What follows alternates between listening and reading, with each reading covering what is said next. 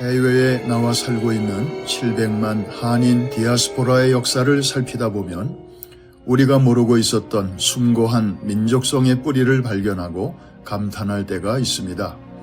그중 하나를 소개합니다.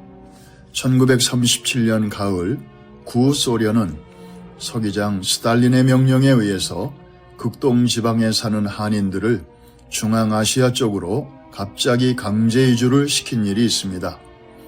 그들이 내세운 공식적인 이유는 당시 일본과의 전쟁을 앞둔 예민한 시점에서 극동 지방에 일본 첩자들이 침투하는 것을 차단하기 위해서였는데, 이는 소련 사람들의 눈에는 외견상 일본인과 한국인의 구별이 어려웠기 때문이었습니다.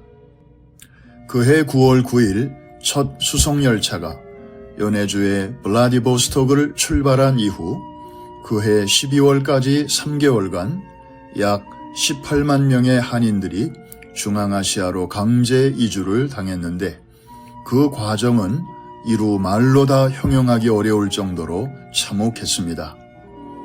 사람을 객차가 아닌 화물칸이나 가축용 운송칸에 빽빽히 태우는 바람에 잠도 제대로 누워 잘 수 없었고, 화장실도 없이 장시간을 달리다 보니 웬만한 용변은 그 안에서 해결해야만 했습니다.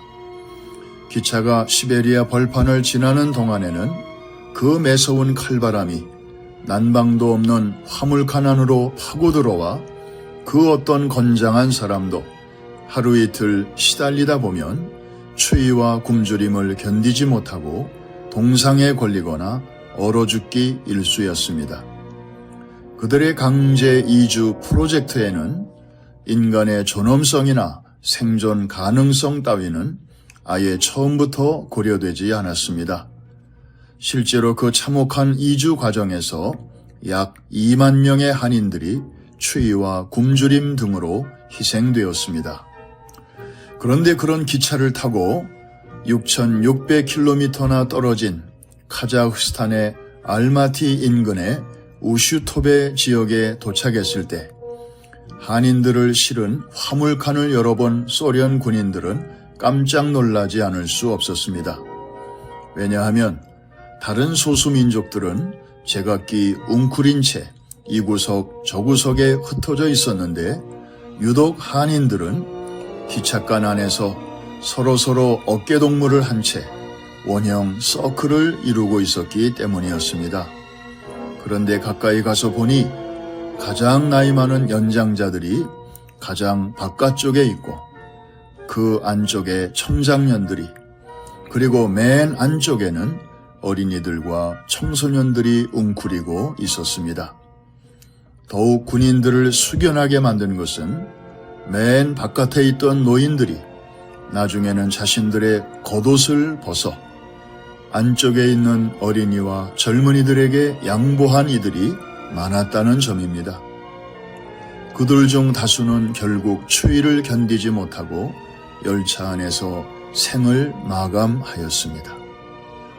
죽음의 열차에서 가까스로 살아남은 한인 이주자들은 주변에 아무것도 없는 척박한 동토의 땅에 내던져졌지만 강인한 정신력과 단결심으로 황무지를 개간하였습니다. 당시 증언에 따르면 이들은 처음에는 맨손으로 토구를 파고 그 안에서 서로의 체온에 의지하여 살다가 곧바로 흙을 이겨 구워낸 타일로 온도를 놓고 굴뚝을 뽑아 중앙아시아의 혹독한 첫 겨울을 가까스로 버텨냈다고 합니다. 그 후손들이 지금의 고려인이 된 것입니다. 지금도 강제이주 1세대들이 도착하여 첫 겨울을 지냈던 우슈토베 언덕에는 땅굴과 공동묘지가 보존되어 있는데, 이 자리에 세워진 기념비에는 이곳은 원동에서 강제 이주된 고려인들이 1937년 10월 9일부터 1938년 4월 10일까지 토구를 짓고 살았던 초기 경작지이다 라고 한글로 새겨져 있습니다. 삶과 죽음이 공존하는 극한 상황 속에서도 다음 세대를 위해서 기꺼이 자신을 희생하였던 고려인들의 숭고한 정신은 어느 날 누가 가르쳐 주어서 갑자기 생겨난 것이 결코 아닐 것입니다. 우리도 몰랐던 그런 DNA가 우리 한국인의 혈관에 오래전부터 면면이 흐르고 있었던 것이 틀림없습니다. 그 증인 중 하나가 미주 한인들입니다. 북미주에 사는 한인 1세들에게 당신은 미국에 무엇 때문에 왔습니까? 라고 물었을 때에 자신의 보다 나은 노후를 위하여 왔다는 대답이 30%인 반면에 자녀들에게 보다 나은 교육 기회를 주기 위해 왔다는 대답이 70%였다는 한 통계만 보더라도 잘 알 수 있지 않습니까? 이런 자랑스러운 민족이 바로 우리 대한민국 사람들입니다. 미국의 전설적인 골퍼인 벤 호건은 골프에서 가장 중요한 샷은 다음 샷이다 라는 명언을 남겼습니다.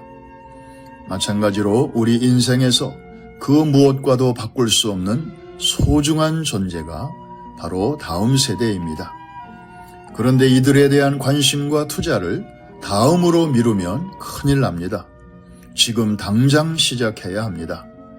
왜냐하면 아이들은 어른들이 다가와 줄 때까지 기다려주지 않기 때문입니다. 그런 의미에서 다음 세대는 차라리 지금 세대라고 부르는 것이 더 맞지 않을까요? 몇 년 전에 찬양 사역자 송정미 씨가 뉴욕의 카네기 홀에서 찬양 집회를 성황리에 가진 적이 있습니다.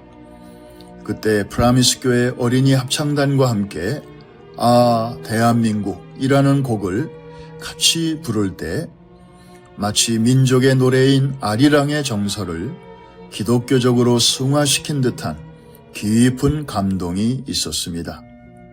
그 곡을 함께 들으시면서 시베리아의 칼바람도 막을 수 없었던 자랑스러운 대한민국의 다음 세대 사랑의 유산을 다시 한번 확인하면서 두고 온 조국을 위해 기도의 손을 들어보시지 않겠습니까?